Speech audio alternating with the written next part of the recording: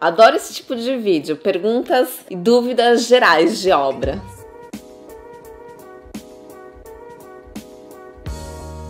Sempre que você quiser me fazer uma pergunta, é só colocar aquela hashtag trocando ideia aqui nos meus vídeos ou nos vídeos de todo o Esquadrão de Senza. Eu não sei se todo mundo que tá aqui no YouTube tem Instagram, mas boa parte tem, porque a gente fez uma brincadeira lá no Instagram da Dissenza. Quem não segue eles ainda, eu vou deixar aqui embaixo. E eles me pediram pra invadir os stories deles, colocando aquela nova ferramenta, sabe? Que vocês fazem uma pergunta e eu fui respondendo aos poucos. Foi super legal. E eu deixei algumas perguntas pra responder por aqui. Uma que eu adorei foi da Marion. Ela comentou assim: posso colocar vidro do box até o teto em um banheiro com ventilação forçada? Sabe aqueles banheiros que tem a ventilação artificial, que eu chamo? Que é aquele ventiladorzinho, como se fosse um exaustor, sabe? Tem até um barulhinho chato às vezes, fica...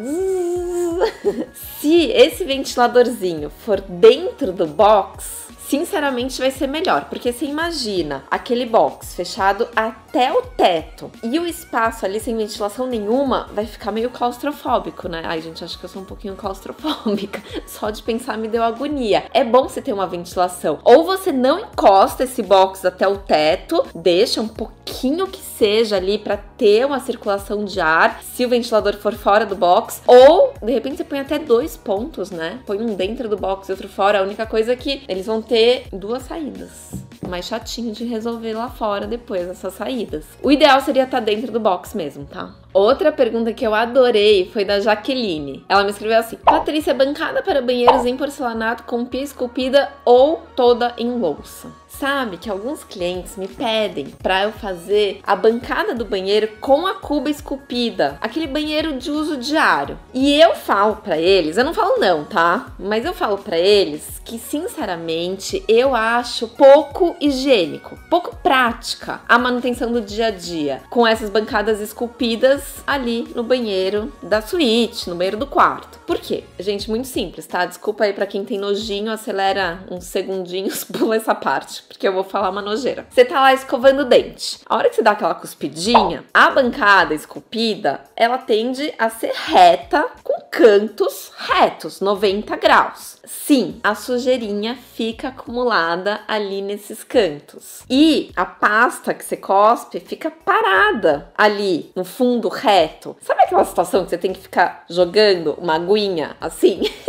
Sério, vocês já viram? Já foram em hotel ou casa de alguém? Sei lá, vai escovar o dente no banheiro de alguém, no lavabo de alguém que tem a cuba esculpida, né? Você vai na casa de um amigo, sei lá, pode acontecer. E aí você tem que dar aquela jogadinha de água assim pra limpar. Eu acho nojentinho. Sim, eu tenho um toquinho assim com sujeira, sou meio chata. A cuba de louça, ela é muito mais prática, muito mais higiênica pro dia a dia. Acho lindo de morrer, vou falar de novo. Cubas esculpidas. Prefiro usar nos lavabos, tá bom? Ah, em cozinha, gente, acredita que já me pediram e eu já fiz cuba esculpida em cozinha. Sinceramente, acho péssimo, de verdade, sendo assim 100% sincera. Já pensou? Comida acumulada naqueles cantos, você vai ter que usar uma escova de dente, né? Pra limpar aquilo. Não, nada prático, gente. É que eu não me imagino parando pra limpar ali cantinho de uma cuba, entendeu? Isso não cabe no cronograma do meu dia a dia. Minha vida é corrida, então sou mais prática. Ah, e o Douglas escreveu assim: por trás das bancadas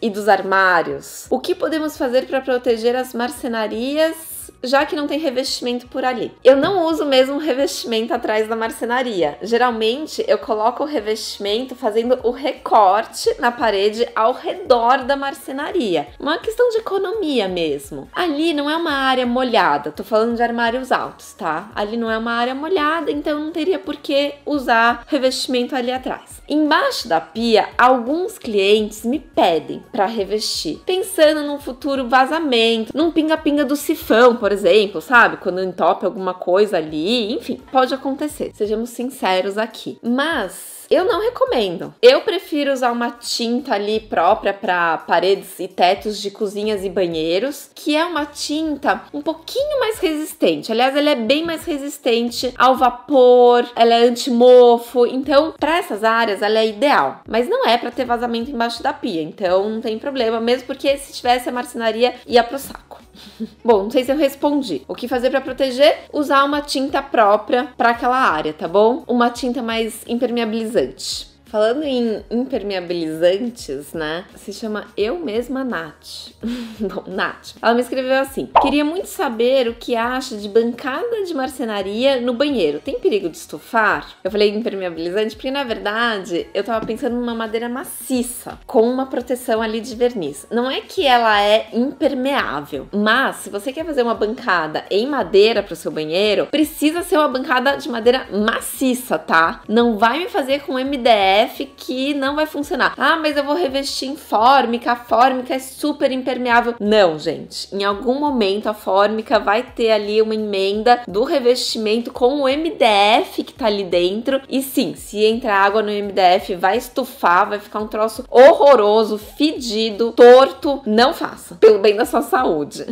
A Manu me perguntou como calcular a quantidade que precisa de revestimento. É muito simples. Você mede a área ali que vai ser trabalhada, faz uma paginação, porque sim, gente, dependendo da paginação, você vai ter mais ou menos perda. Depois que você criou aquela paginação, você vai ter a quantidade exata de perda que você vai ter do material. Perda nada mais é do que o recorte da peça que vai ser desperdiçado. Ah, mas eu não posso aproveitar esse recorte para fazer os outros cantinhos. Sim, claro, a gente sempre aproveita esses recortes, mas mesmo assim, existem recortes que não são reaproveitados. Você não consegue usar aquele pedacinho. E isso a gente considera uma perda do material. Geralmente, essa perda varia entre 10 a 20%, dependendo do tamanho da peça. Peças menores, a perda é menor. Peças maiores, você vai precisar de mais material. A perda é maior. Sim, existem acidentes na obra também. E essa perda do material considera também esses acidentes, tá? A hora que o azulejista vai cortar um ralo, por exemplo, bem no meio de uma peça, pode acontecer dela trincar. Ah, o cara que não é bom. Não, gente, às vezes é o material que não resiste ao corte. E aí perde aquela peça. E aí ele vai fazer em uma outra e vai dar certo e vai funcionar. Mas essa que ele perdeu tava naquela continha. Por que que acontece? Vai que falta material. Ah, mas tudo bem, é só ir lá na loja e comprar outro. Vocês sabiam que existem lotes diferentes de fabricação? Ou seja, a fábrica fabricou 250 metros quadrados do porcelanato cinza 20 por 20 hoje. Amanhã, se você precisar comprar aquele mesmo porcelanato, pode ser que a fábrica não tenha feito mais, não tenha mais no estoque aquele material que foi fabricado naquele dia, mas ela tem o mesmo material que foi fabricado num outro dia. O que que acontece? A queima desse material, os materiais que foram usados nesse material, nesse revestimento, pode alterar um pouquinho a cor desse revestimento. E aí, você vai pôr uma peça do lado da outra e você vai perceber a diferença. Nossa, mas é muito pequena a diferença, Patrícia. Sim, é muito pequena essa diferença, mas já aconteceu comigo, a gente precisou de mais material, um complemento. E, gente, a hora que você coloca uma peça no meio de 50 peças de outro lote, acredita em mim, dá uma mega diferença. Então calcula essa perda, mesmo que você tenha uma sobra de uma caixa inteira no final aí da sua obra, eu prefiro. Aliás, essa história de você ter uma caixa extra no final, eu não acho ruim de jeito nenhum. Sei lá, pede pra avó que tem uma garagem que cabe uma caixa de porcelanato, deixa ali guardada, né, num armário da avó, porque vai que um dia tem algum problema, você precisa mudar uma parede, precisa daquele mesmo revestimento, você vai ter ali o mesmo lote, o mesmo revestimento pra usar quando você precisar. Eu sou dessas, sabe? Prevenidas.